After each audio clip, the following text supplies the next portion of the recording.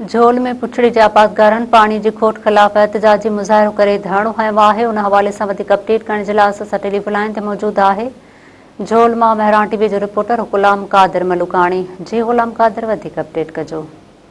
जी बिल्कुल 2 महीना खन थींदा जेको ओल्ड जमड़ाऊ जा बिल्कुल दरवाज़ा बंद आहिनि। शाहो वाह ऐं दिम वाह ऐं दलोर महिनर जे पुछड़नि में पाणी कोन्हे ऐं गैर क़ानूनी जेके वाटर भॻल आहिनि।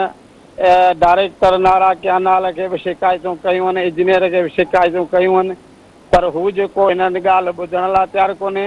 उन सिलसिले में अॼु 10 बजे जेको आहे मोहसिन हिंगोरो, आबादगार मोहसिन हिंगोरो, दिम जो ज़ाहिद जलालाणी ऐं दलोर जो अली हैदर बिरोही ऐं ॿिया 100 जे तादाद में एरिकेशन झोलाॾो जेको धरणो हयो वेठा आहिनि ऐं अञा ताईं को बि एरिकेशन इंतिज़ामिया हुननि सां ॻाल्हियुनि करण लाइ न आयो आहे ऐं धरणो जारी आहे। जी ग़ुलाम क़ादिर, महिरबानी।